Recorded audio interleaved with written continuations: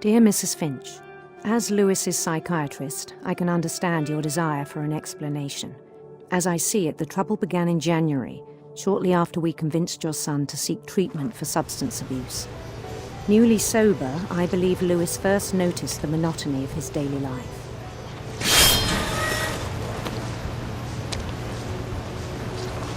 He kept working at the cannery, but he withdrew part of himself.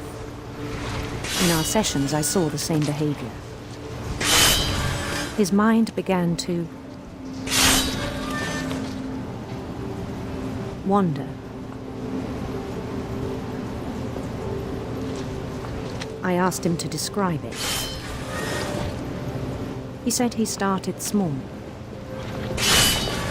imagining a labyrinth. He'd feel his way about. Then something moved. Bats and toads.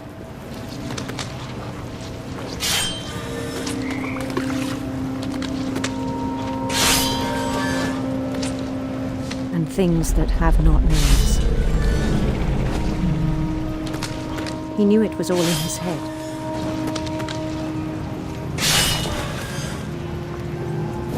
But he took it very seriously. I had hoped he'd find himself.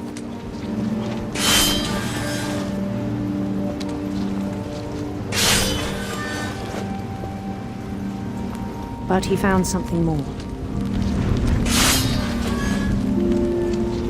I worried about him then, daydreaming at the cannery.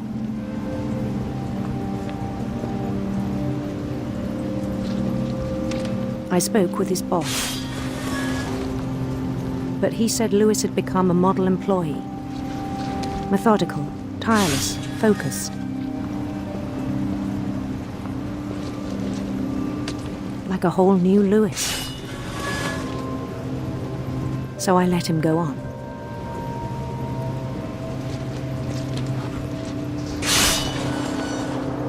I even encouraged him. It seemed very promising at first. He told me he'd made a new friend.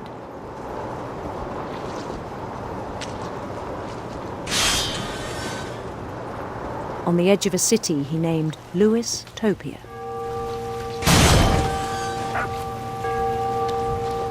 He built the city up slowly, brick by brick. Then he made musicians.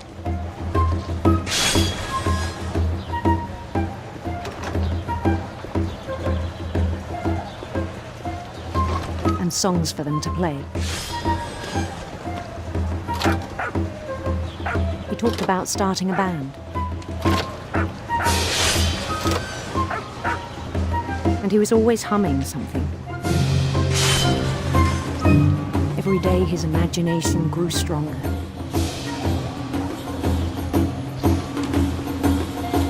He no longer spoke at the cannery. But his chopping was as reliable as ever. Then one day it struck him that all the cheering crowds, even the stones under his feet, were all in his imagination. So he could do whatever he wished.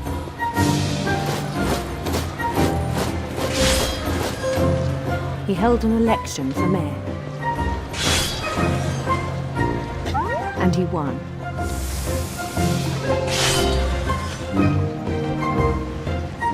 They begged him to stay, but his mind was already wandering. It became a game for him.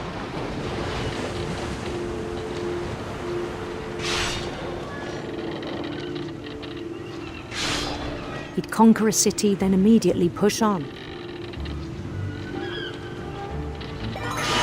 New Louisville.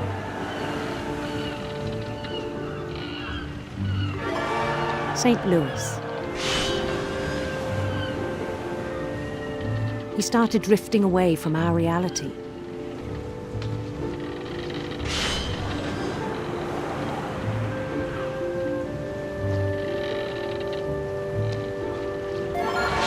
Minneapolis, until one day he forgot to go home from the cannery. Even as his mother pleaded with him, part of Lewis kept sailing on.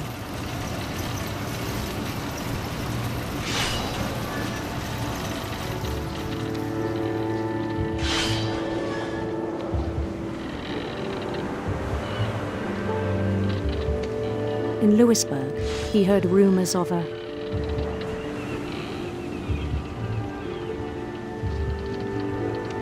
handsome queen.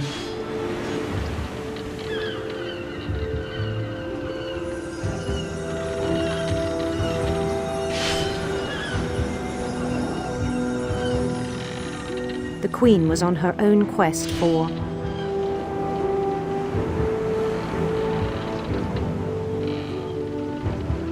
radiant rainbows.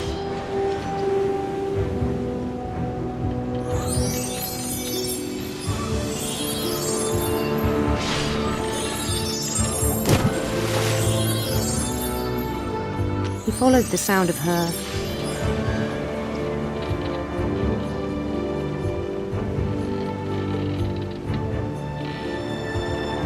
electric sitar.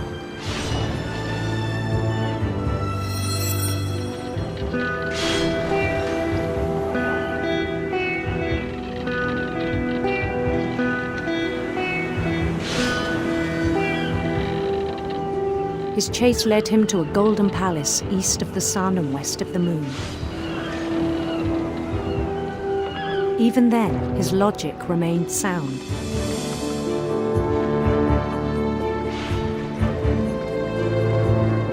He knew the world was all in his imagination.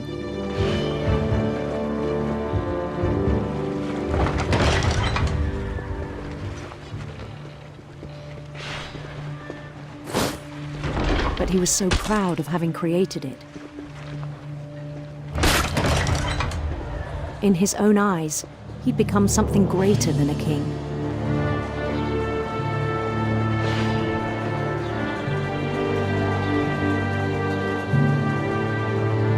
For someone who'd never known success in the real world, I think it was overwhelming.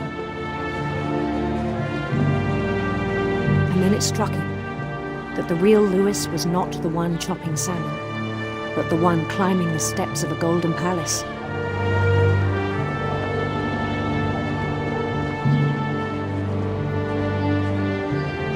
My imagination is as real as my body, he told me.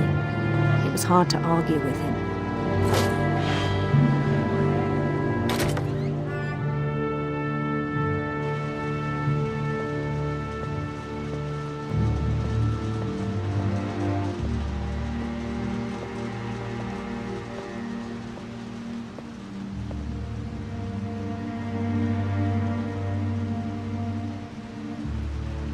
He began to forget the world we know.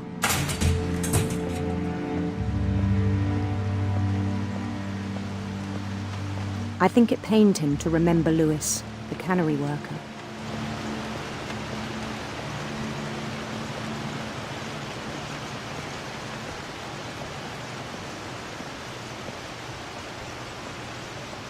He began to despise the man with a royal contempt.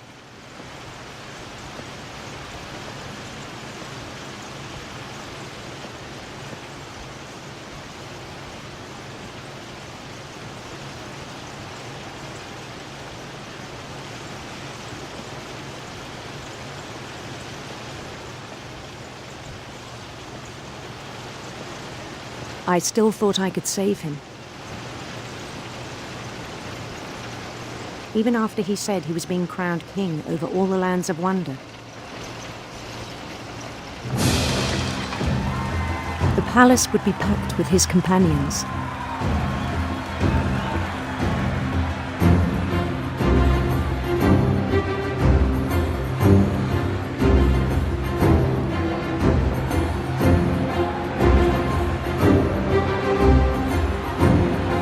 Including the wise Calico who'd insisted on inviting him.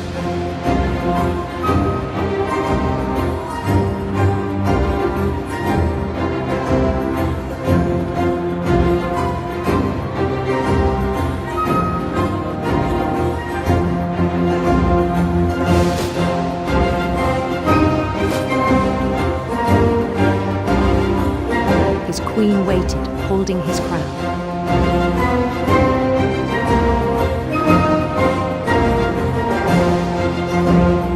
There was only one thing left to do.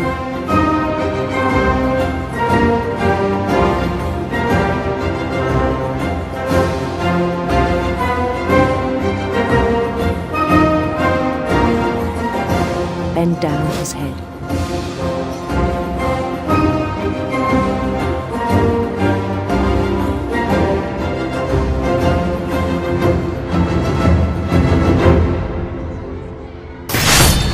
And the rest I think you know. Mrs. Finch, your son was a kind man who will be missed by all of us who knew him.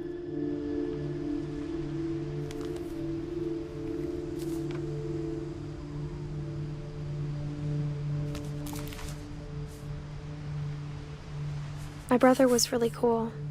I wish you could have met him.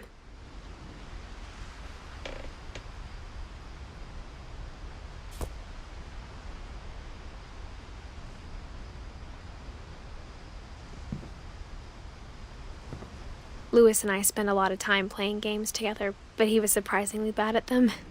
He died a lot.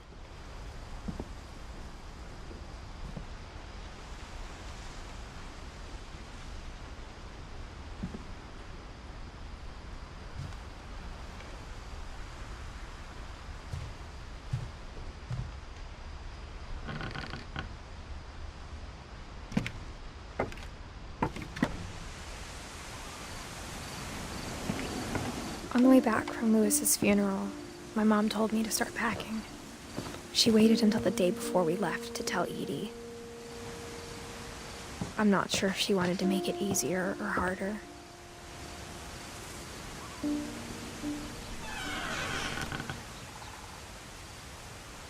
I wish we'd stayed.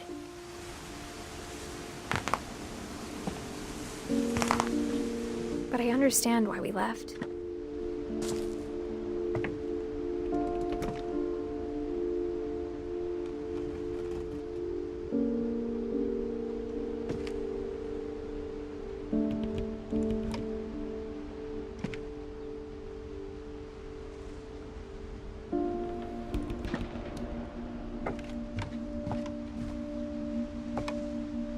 My mom ended up leaving everything behind.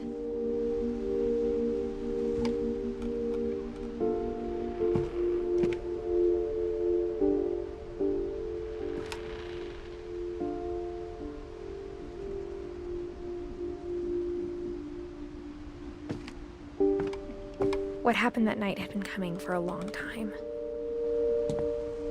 Maybe it should have come sooner.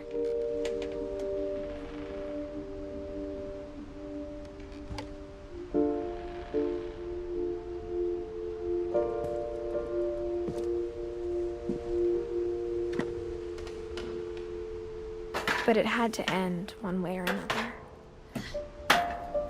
All that's left now is to tell you about that last night.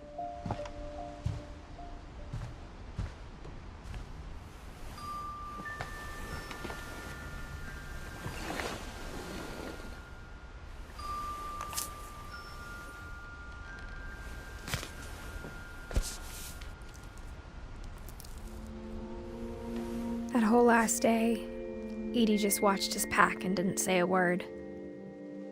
Until supper, when she raised her glass and said, "To our final night together, and all our final nights apart." Grandma, you know what I said about alcohol. Some of your medications are very Edith, specific. I left a present for you in the hallway. Why don't you go open it? The grown-ups have to argue now. I'm sorry, you're right. We're all leaving tomorrow. Let's just enjoy our last... I'm not leaving. Edith, you're excused.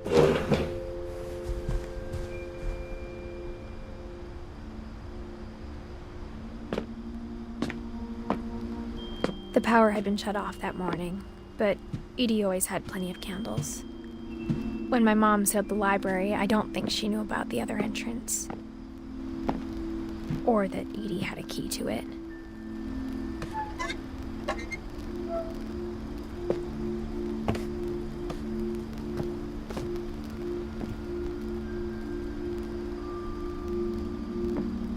At thing you're afraid of isn't going to end when you leave the house.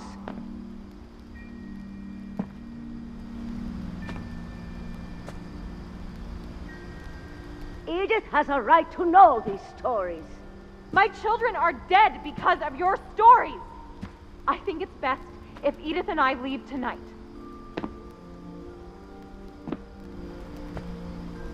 We'll have the nursing home send a van for you in the morning, okay?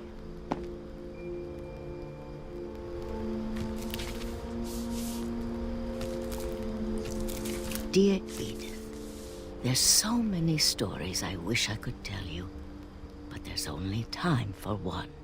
This is about what happened on the night you were born. That night, the tide went way, way out. It was the first and last time I ever saw the old house aground. There'd been an earthquake out in the middle of the ocean. They called it the lowest tide in 1,000 years. God, it smelled awful. You know, I've seen that house every day of my life.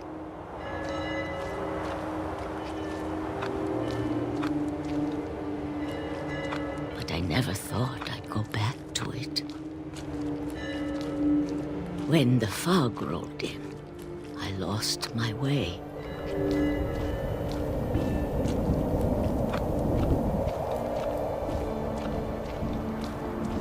I got turned around.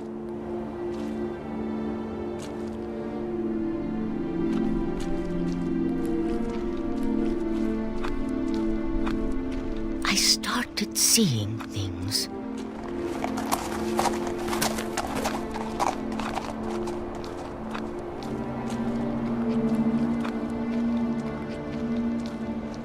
Things I'd forgotten had ever existed.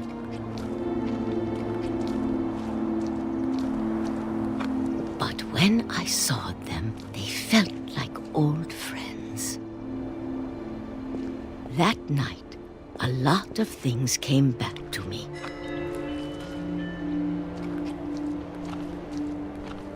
Or maybe I came back to them.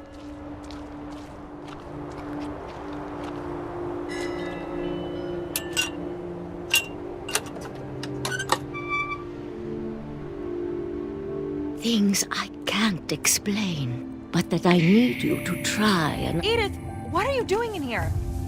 It's mine. Edith! Mom, you're gonna rip it! Let go!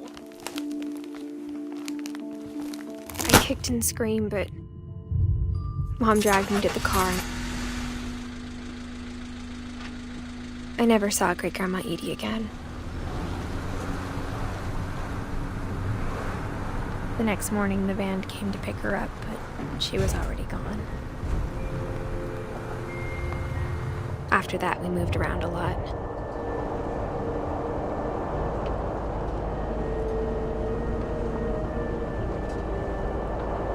We both tried to make the best of it.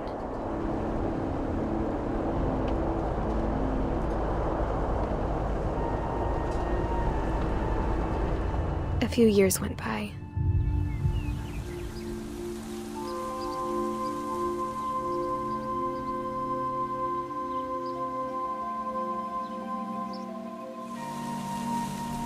My mom didn't like to talk about it. But she started getting sick a lot. The rest happened pretty quickly.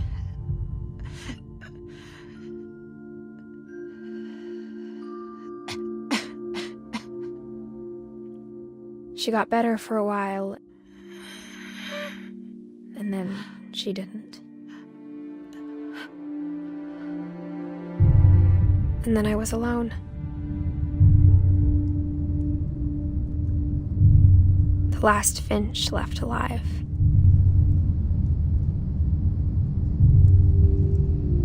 Until I found out about you. I'm still not sure what to tell you about all this. If we lived forever, maybe we'd have time to understand things. But as it is, I think the best we can do is try to open our eyes and appreciate how strange and brief all of this is.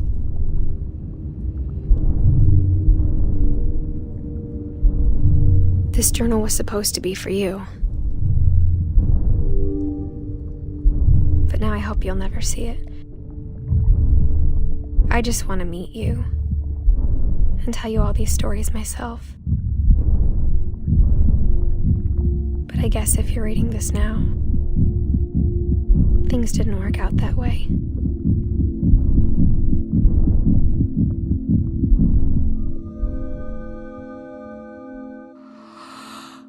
This is where your story begins.